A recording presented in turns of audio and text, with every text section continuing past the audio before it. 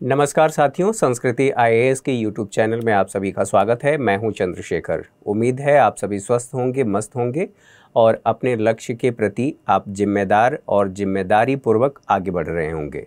तो यहाँ पर आज के सेशन में हम बात करने वाले हैं जो पापुआ न्यू गिनी के नेता हैं, उन्होंने भारत के प्रधानमंत्री को ग्लोबल साउथ का लीडर घोषित किया है, अर्थात बातों बातों में उन्होंने कहा है। इसके अलावा G20 समिट भारत में हो रही है और उसी G समिट की बात की जा रही है। G20 में ये बातें उठी हैं। इसी बात को लेकर के लगातार चर्चा हो रही है कि अब भारत ग्लोबल साउथ को लीड कर रहा है। तो क्या ये बात कितनी सही है और ग्लोबल साउथ क्या है, और ग्लोबल साउथ की बात होगी तो नॉर्थ की भी बात होगी। नॉर्थ में कौन कौन से देश शामिल हैं और साउथ में कौन कौन से देश शामिल हैं, उन सभी पर हम आज के सेशन में बात करने वाले हैं।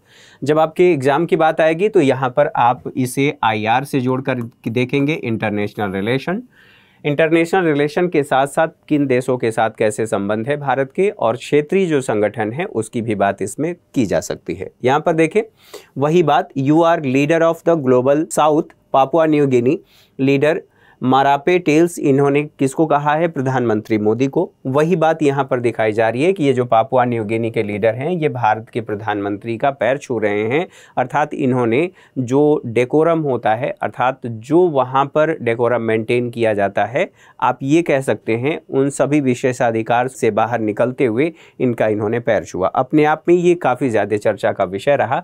भारत के संदर्भ में बात करें तो ये बहुत बड़ी बात है कि अगर किसी देश का लीडर भारत के किसी भी लीडर का पैर छूता है तो यहाँ पर कहा जा सकता है कि भारत का कद बढ़ रहा है। बहरहाल ग्लोबल साउथ और नॉर्थ की बात की जा रही है तो पूरे विश्व को दो भागों में विभाजित किया गया है। एक को हम कहते हैं कि ये ग्लोबल साउथ है और एक को कहते हैं ग्लोबल नॉर्थ है।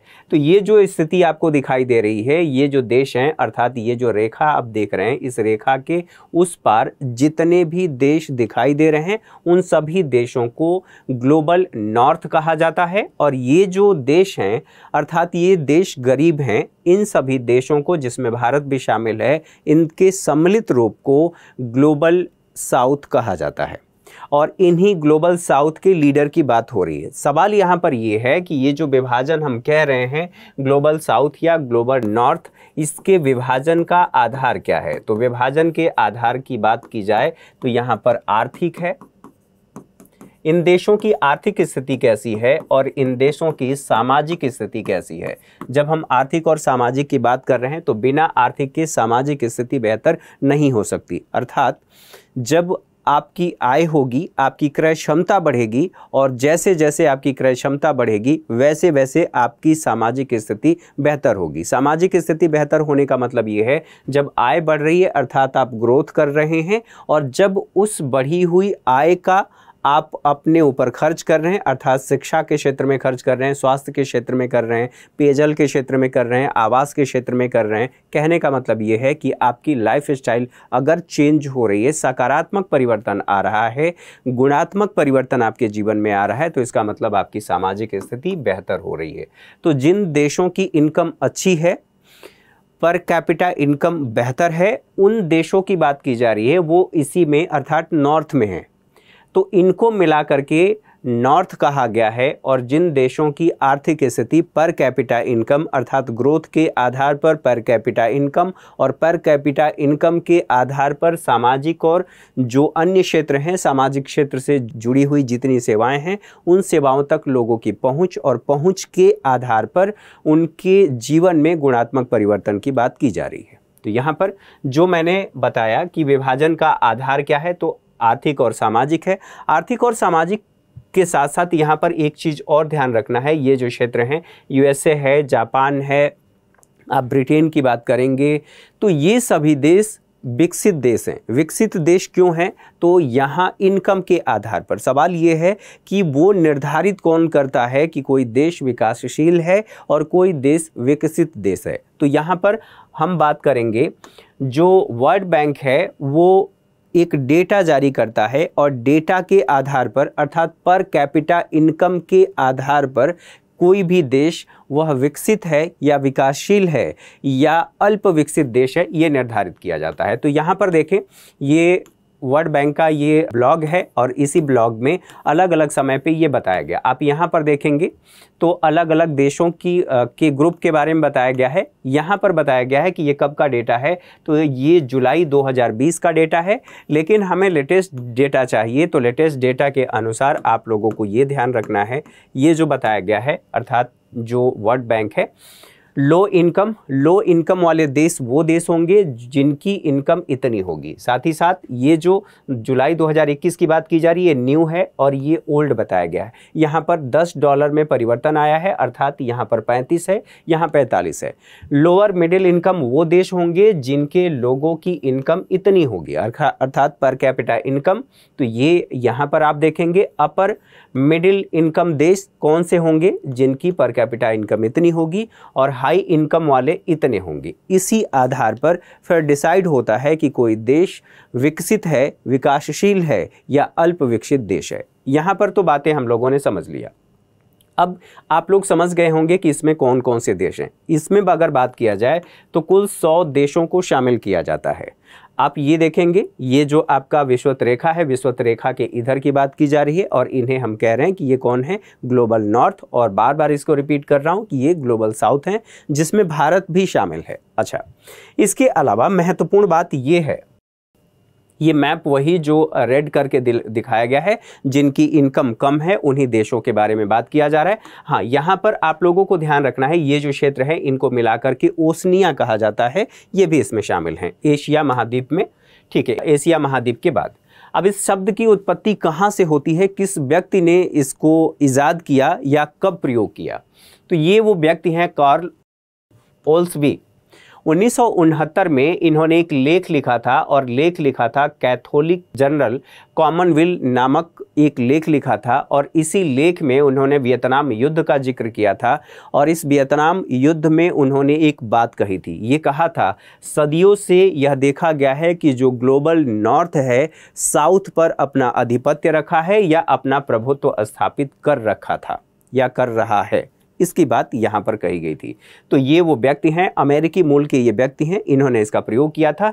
ये वियतनाम युद्ध की तस्वीर है, ये आप लोगों ने देख लिया। अब इसी से संबंधित कुछ और बातें। ग्लोबल साउथ में सवाल ये उठता है कि कितने देश शामिल हैं, तो ग्लोबल जो साउथ का एक समिट हुआ था, उस समिट की ये तस्वीर है। प्रधानमंत्री वर्चुअली इसका आयोजन किया गया था, प्रधानमंत्री उसको हैंडल कर रहे थे, अर्थात इसमें शामिल थे, वो देख रहे थे। कुल इसमें 100 देश शामिल हैं। वर्चुअली ये समिट आयोजित किया गया था, अर्थात इसमें स्थान की बात नहीं होगी। दूसरी बात, ये कब आयोजित किया गया था, तो 12-13 जनवरी 2023 की बात की जा रही है। इसे वॉइस ऑफ ग्लोबल साउथ कहा गया था इस समिट को। इसमें शामिल देशों की बात की जाए कि ये इसमें शामिल 100 देश तो हैं, लेकिन इस समिट में वॉइस ऑफ ग्लोबल साउथ में 100 से अधिक देश वर्चुअली उपस्थित रहे। उपस्थित होने के साथ साथ इसमें एक व्यापक उपयोग किया गया। किसका उपयोग किया गया था, तो जो अमेरिका के व्यक्ति ने अपने उस लेख में जिस शब्द का प्रयोग किया था, अर्थात ग्लोबल साउथ। हालांकि ऐसा नहीं है कि पहली बार इसका प्रयोग किया जा रहा है, पहली बार प्रयोग तो उस व्यक्ति ने किया था, लेकिन बड़े पैमाने पर समय के साथ साथ जहां पर आवश्यकता थी इन देशों को इंडिकेट करना था, वहां पर ग्लोबल साउथ शब्द का प्रयोग किया गया। अब G20 की बात करें तो G20 ग्लोबल साउथ मुद्दों को उठाने की कोशिश की जा रही है और इस मुद्दे पर लगातार बात हो रही है। तो इसीलिए चूंकि G20 की अध्यक्षता भारत कर रहा है, इसीलिए यहाँ पर बात इसकी की जा रही है। इसी से संबंधित अगर कुछ G20 देशों के बारे में बात करें या G20 जो समिट हो रही है भारत में, जिसकी अध्यक्षता भारत कर रहा है G20, इसकी थीम क्या है, वॉइस ऑफ ग्लोबल साउथ, मानव केंद्रित विकास। अब यहीं से आप लोगों को चीज़ें समझ में आ जानी चाहिए कि इसकी थीम ही रखी गई है G20 की कि वॉइस ऑफ ग्लोबल साउथ, मानव केंद्रित विकास। अभी तक जो विकास हो रहा है वो कैसे हो रहा है, मानव को ही ध्यान में रख करके किया जाता रहा है और किया जाएगा, लेकिन अभी इस पर जोर दिया गया है कि हम जब विकास करें तो वह मानव केंद्रित विकास हो और मानव को केंद्र में रख करके विकास किया जाना चाहिए। यहाँ पर आप देख रहे हैं 2023 की बात की जा रही है, वसुधैव कुटुंबकम की बात की जा रही है। और इसी में जब हम वसुधैव कुटुंबकम की बात कर रहे हैं, one earth, one family, one future, ठीक।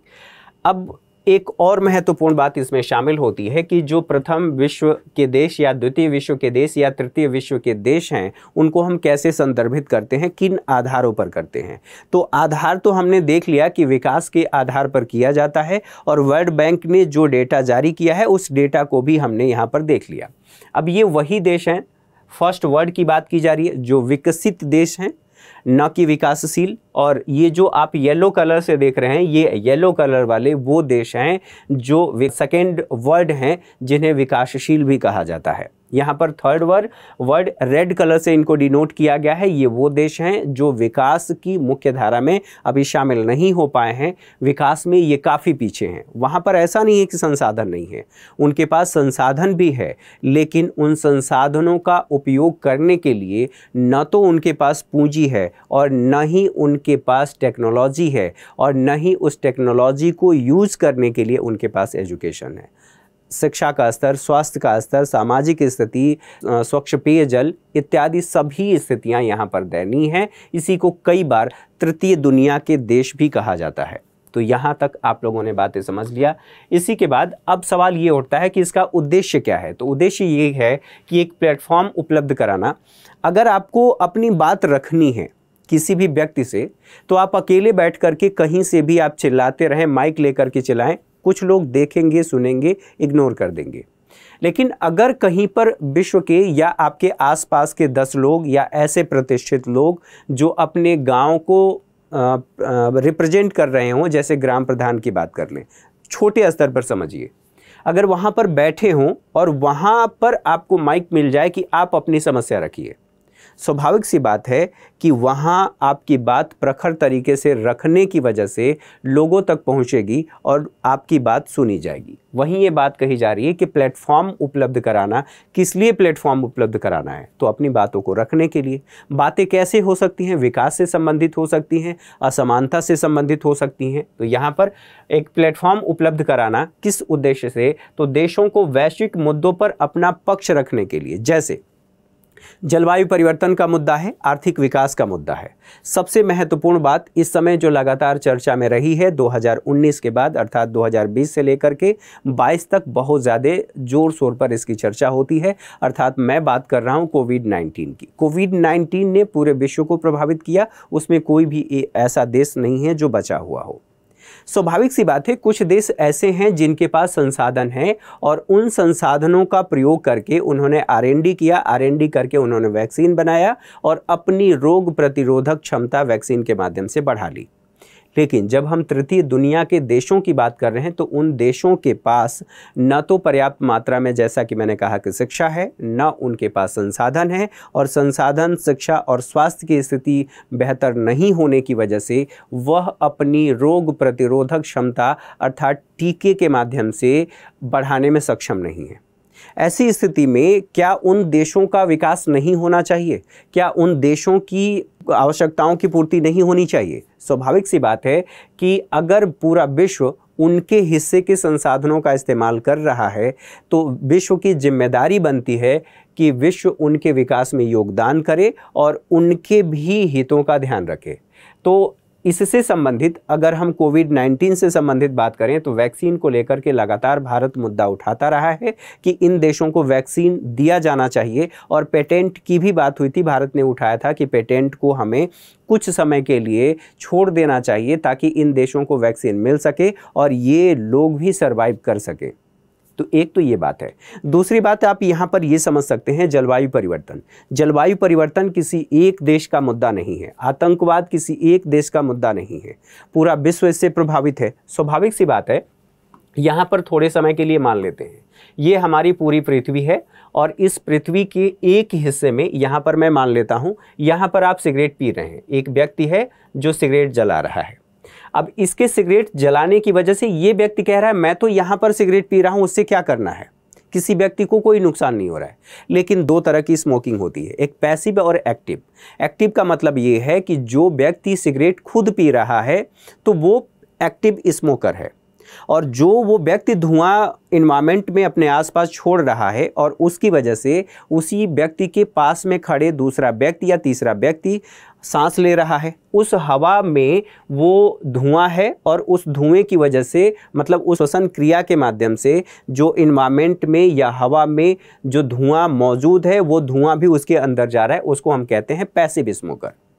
अब यहाँ पर सोचिए, चाहे आप यहाँ पर कोई भी ऐसी गतिविधि करें, यहाँ पर करें या यहाँ पर करें, एक अगर इसको हम पूरे अर्थ को घर मान लें तो उसका प्रभाव यहाँ पर भी होगा, यहाँ पर भी होगा, यहाँ पर भी होगा। कहने का मतलब ये है कि अगर कोई एक व्यक्ति यहाँ पर गलती करता है या जो कुछ भी करता है उसका प्रभाव पूरी पृथ्वी पर संपूर्ण मानव जाति, संपूर्ण जीवों को भुगतना पड़ेगा। तो इसका मतलब यह है कि जो जलवायु परिवर्तन है यह एक वैश्विक मुद्दा है और इस वैश्विक मुद्दे का समाधान करना ज़रूरी है। और इससे वही व्यक्ति प्रभावित है जिसके पास इनकम नहीं है, जिसकी पर कैपिटा इनकम अच्छी नहीं है, जिनके पास सुविधाएं नहीं है। कहने का मतलब ये है कि जो तृतीय दुनिया के देश हैं वो सबसे ज़्यादा प्रभावित हैं।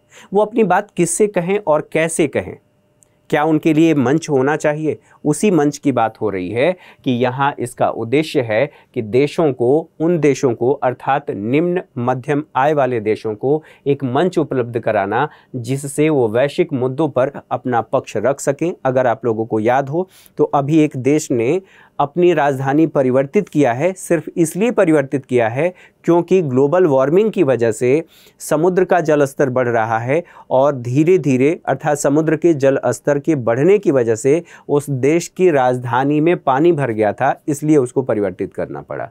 स्वाभाविक सी बात है कि वो देश अपना पक्ष रखेगा इस विषय पर।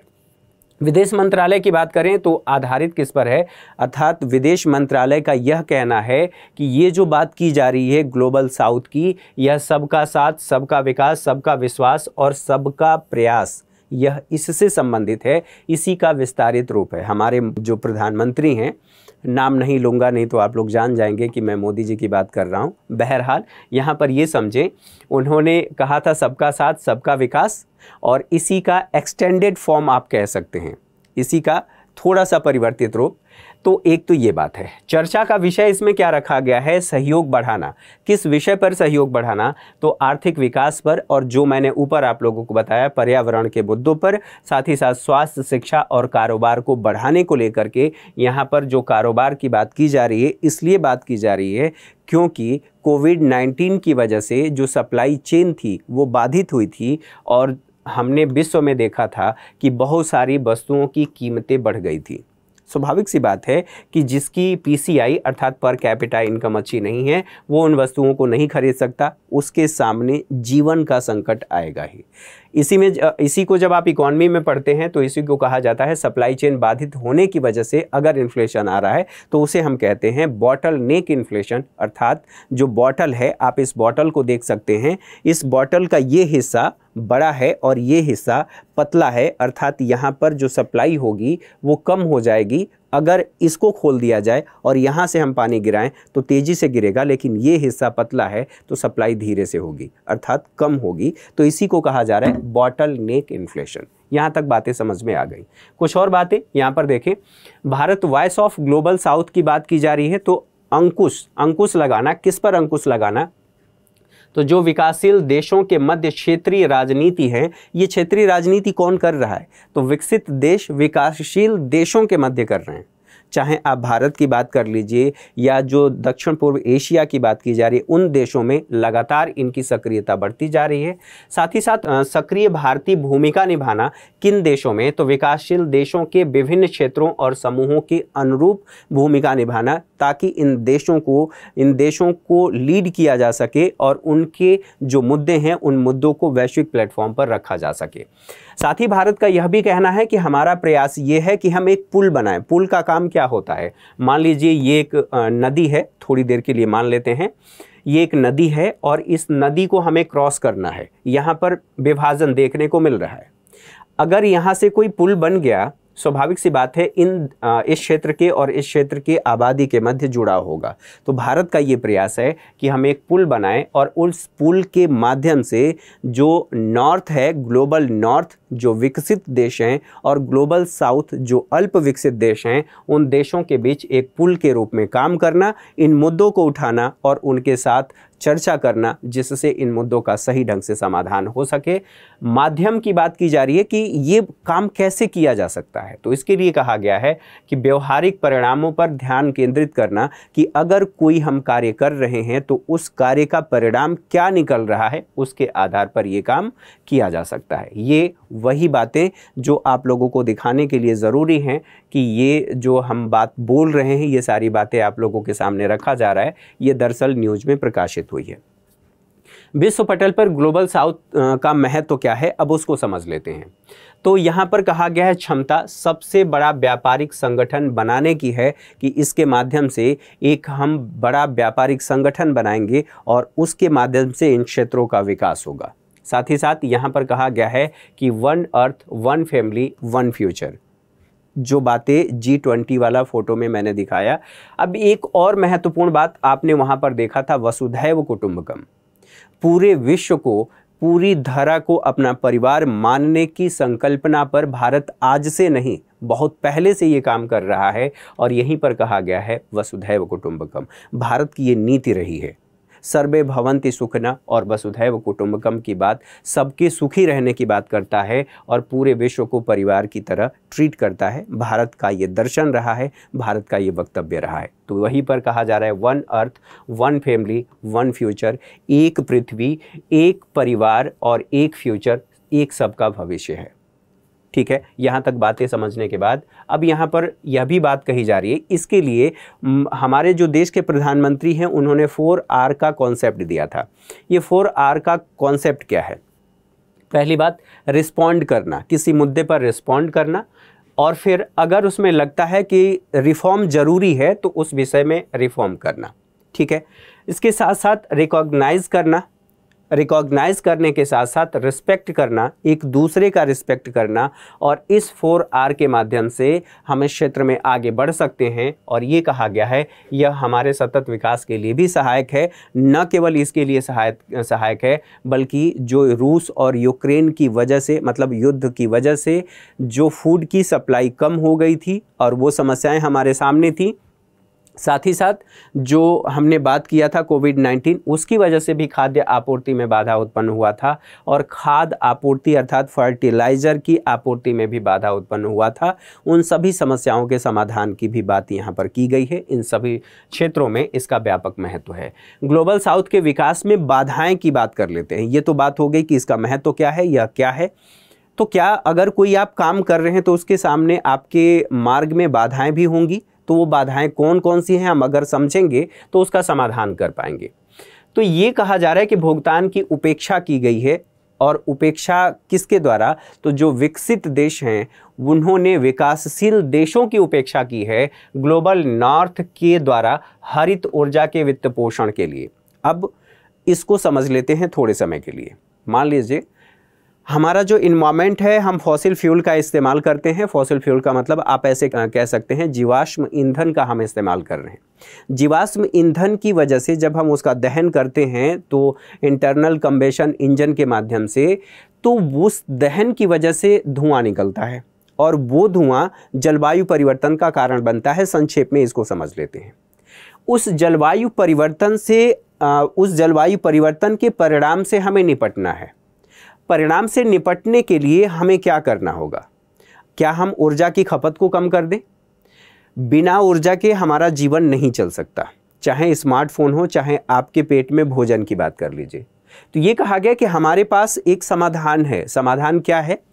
तो हम हरित ऊर्जा की तरफ बढ़ें। जैसे विंड एनर्जी आप बात कर सकते हैं, टाइड एनर्जी की बात कर सकते हैं, सोलर एनर्जी की बात कर सकते हैं। ये क्या है? हरित ऊर्जा है।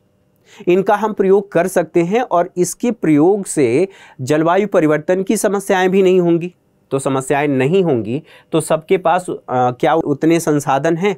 एक गरीब के पास सरकार ये कह दे कि सबको ऐसा करना चाहिए, सभी लोग इलेक्ट्रिक व्हीकल ले लें, लेकिन सभी लोग क्या साइकिल से इलेक्ट्रिक व्हीकल में स्विच करने की काबिलियत रखते हैं, अर्थात उनके पास वो संसाधन है? नहीं है। तो संसाधन नहीं है तो सरकार की ये जिम्मेदारी बनती है भारत के संदर्भ में कि जिनके पास नहीं है, क्योंकि हम कैसी अर्थव्यवस्था में हैं, एक तो लोकतांत्रिक देश है, लोकतांत्रिक देश के साथ साथ हमारे संविधान की प्रस्तावना में समाजवादी शब्द का इस्तेमाल किया गया है। समाजवादी शब्द का सीधा सीधा सा मतलब ये है कि सरकार सोशल वेलफेयर स्कीम के माध्यम से उन देशों की न्यूनतम, उन व्यक्तियों की न्यूनतम आवश्यकताओं की पूर्ति करने की कोशिश करेगी जो अपनी आवश्यकताओं को पूरा नहीं कर पा रहे हैं। स्वाभाविक सी बात है। अब इसको ग्लोबल सिनेरियो में देखिए कि जो देश विकास कर चुके हैं, विकास की रेखा में वो आगे निकल चुके हैं, स्वाभाविक सी बात है उन्होंने जो विकास किया है वो उन्हीं के बदौलत किया है, अर्थात उन देशों की बदौलत किया है जिन देशों के पास संसाधन है। साथ ही साथ हम यह भी कह सकते हैं कि उन देशों के ऊपर वो परिणाम डाल दिया है जो परिणाम वो देश अगर करते तो उनके हिस्से वो विकास की स्थिति आती। कहने का मतलब ये है कि ये जो देश हैं, जो ग्लोबल साउथ की हम बात कर रहे हैं, ये विकास नहीं कर पाए क्योंकि इनके पास संसाधन नहीं था। अगर ये संसाधन होता, ये विकास करते तो इनके इक्विवेलेंट होते, और इक्विवेलेंट नहीं है क्योंकि इनके पास संसाधन नहीं है। और संसाधन अगर नहीं है तो इनके हिस्से का भी ग्लोबल वार्मिंग तो इन्होंने किया है। तो इनकी जिम्मेदारी बनती है कि ये यहाँ पर टेक्नोलॉजी उपलब्ध कराएं और इन देशों को भी आर्थिक विकास और विकास की मुख्यधारा में शामिल करें। ये कैसे हो सकता है? हरित ऊर्जा के माध्यम से। ऊर्जा आवश्यक है विकास के लिए, बिना विकास के हम अपनी आवश्यकताओं को पूरा नहीं कर सकते। ऊर्जा मुख्य है, तो ऊर्जा मुख्य है तो हम उसके स्रोत को बदल सकते हैं। स्रोत कैसा? तो हरित ऊर्जा। अब हरित ऊर्जा के स्रोतों के लिए हमें टेक्नोलॉजी चाहिए, और टेक्नोलॉजी किसके पास है? विकसित देशों के पास। अगर ये विकसित देश इन देशों को टेक्नोलॉजी उपलब्ध कराएं तो ये देश भी अपना विकास कर सकते हैं। तो इन लोगों ने भुगतान की उपेक्षा की है, अर्थात इनको वो सहायता जो देना चाहिए उन्होंने नहीं दिया है, जिसकी वजह से ये अभी भी अपने विकास की मुख्यधारा में नहीं आ पा रहे हैं, मुख्यधारा में शामिल नहीं हो पा रहे हैं। युद्ध के प्रभाव की बात करें तो जो रूस और यूक्रेन लगभग एक लंबे समय से 2 साल के लगभग करीब हो गया, 1 साल के लगभग करीब हो गया, इस युद्ध की वजह से वैश्विक समस्याएं हो रही हैं। वैश्विक बाजार में जो जीवाश्म ईंधन है, आप ऐसे कह सकते हैं कच्चे तेल की कीमतें बढ़ गई हैं, और कच्चे तेल की कीमतों के बढ़ने की वजह से जो उत्पादन लागत है वो बढ़ गया है। जो सामान, अगर इस बोतल की बात करूं तो ये बोतल जो उस युद्ध से पहले की स्थिति और कोविड-19 से पहले की स्थिति, हमने देखा था कि इसकी कीमत कम थी। कीमत कम क्यों थी? क्योंकि इसका उत्पादन लागत कम था, हमें महंगा तेल नहीं खरीदना पड़ता था। इसके जो मटेरियल हैं, जो कच्चा माल है हम इस्तेमाल करके बना रहे थे, वो मटेरियल सस्ता था। अब वो मटेरियल ही महंगा मिलने लगा है तो जो उत्पादक है, स्वाभाविक सी बात है उत्पादक सब कुछ जोड़ करके लाभ लेगा। कहने का मतलब ये है कि उत्पादन लागत इसकी ज़्यादा हो गई है, इस वजह से ये वस्तुएं महंगी हो गई हैं। तो अगर ये युद्ध नहीं होता तो स्वाभाविक सी बात है कि वैश्विक बाजार में कच्चे तेल की कीमतें कम होती, और उस कच्चे तेल की कीमतों के कम होने की वजह से उत्पादन लागत कम होता, और जो देश हैं जिनकी पर कैपिटा इनकम कम है वो भी अपनी आवश्यकताओं को पूरा कर पाते। तो यहाँ पर युद्ध के प्रभाव की वजह से भी, या युद्ध जो चल रहा है उसका भी प्रभाव देखा जा रहा है। यहाँ पर कहा जा रहा है कि इन सभी कारणों से जो लिस्ट डेवलपमेंट कंट्रीज हैं उन पर गंभीर प्रभाव देखने को मिल रहा है। अब सवाल ये है कि लिस्ट डेवलपमेंट कंट्री कौन कौन सी हैं? तो अफ्रीका महाद्वीप है, जो विश्व में आप महाद्वीपों की बात करते हैं तो ये अफ्रीका महाद्वीप है, और इस अफ्रीका महाद्वीप में ये जितने आप देख रहे हैं डिनोट किया गया है, इन सभी देशों को मिलाकर के इंक्लूडिंग भारत, इंक्लूडिंग इंडिया, इनको कहा जाता है कि यह लिस्ट डेवलपमेंट कंट्री है, यानी कि अल्प विकसित देश इनको कहा जा रहा है। इन पर प्रभाव हो रहा है। साथ ही साथ ये भी देखा जा रहा है कि चीन की विस्तारवादी नीति क्या है? चीन ने 2013 में एक OVOR परियोजना शुरू किया। OVOR परियोजना जो पुराने समय में प्राचीन काल में सिल्क रूट हुआ करता था, उसी सिल्क रूट को इसने पुनर्जीवित करने का काम किया है। और पुनर्जीवित करने करने के माध्यम से ये 3 महाद्वीपों को जोड़ रहा है। 3 महाद्वीप कौन कौन से हैं? यहाँ पर देखें, यूरोप की बात हो रही है, अफ्रीका की बात हो रही है और ये बात हो रही है एशिया की। एशिया यहाँ से। तो ये जो BRI परियोजना या वन बेल्ट वन रोड परियोजना इसको कहते हैं। BRI का मतलब बेल्ट एंड रोड इनिशिएटिव की बात की जाती है। इधर आप सिल्क रोड देखेंगे और यहाँ पर जो आप देख रहे हैं इसे हम कहते हैं मोतियों की माला। इसके माध्यम से उन सभी विकासशील देशों में और जो अल्प विकसित देश हैं उन देशों में अपनी पहुंच बना चुका है और यहाँ तक कि भारत को भी समुद्री मार्ग से घेरने की कोशिश कर रहा है। यहाँ ये कार्य इसलिए कर रहा है क्योंकि इन देशों के बाजार तक पहुँच सके और उस बाजार का चीन लाभ ले सके। तो इन देशों में जो अपनी पहुंच लगातार चीन बढ़ा रहा है, हस्तक्षेप कर रहा है और उसकी डेब्ट थ्योरी है, मतलब ऋण जाल आप कह सकते हैं कि मैंने आपको उधार दिया और आपसे मैंने पूछा आपको उधार की ज़रूरत है, आप विकास करना चाहते हैं या बिजनेस करना चाहते हैं? आपने कहा हाँ मुझे चाहिए। फिर मैंने आपको ऋण दिया और मुझे पता है कि आप उस ऋण को चुकाने में सक्षम नहीं हैं। फिर मैं आपसे कहूँगा कि एक काम करिए, जो आपकी साइकिल है या बाइक है जो आपने मुझसे ऋण लेकर के ख़रीदा था, आप मुझे दे दीजिए। ऑनरशिप किसका हुआ? तो उस देश का, मतलब मेरा हुआ। चीन यही काम कर रहा है पूरे वैश्विक स्तर पर। श्रीलंका की बात करें, यहाँ पर श्रीलंका जो देश है इसका यहाँ एक हम्बनटोटा बंदरगाह है, ठीक है। इस बंदरगाह पर इसने क्या किया है, पहले उसने विकास के लिए दिया और विकास के लिए देने के बाद जब विकास कर लिया तो जो श्रीलंका है उसको ये लग रहा था कि इस जो पोर्ट है, पोर्ट के बनने के बाद यहाँ एक गढ़ बनेगा और यहाँ से जितने भी इंटरनेशनल ट्रेड होते हैं यहाँ पर आएंगी जहाज़ें और फिर उसको लाभ होगा और फिर वो ऋण चुका देगा। लेकिन जो वो सोच रहा था वैसा नहीं हुआ। फिर चीन ने कहा कि भैया अब आप मेरा पैसा दे दो। श्रीलंका ने कहा कि मेरे पास पैसा नहीं है, तो इसने कहा कि ठीक है तो पोर्ट दे दो। फिर अब ये 99 ईयर के लिए इस बंदरगाह को अपने कब्जे में ले लिया है, अर्थात चीन इसका इस्तेमाल कर रहा है। तो अगर सामरिक दृष्टि से देखेंगे तो ये भारत के काफ़ी करीब है।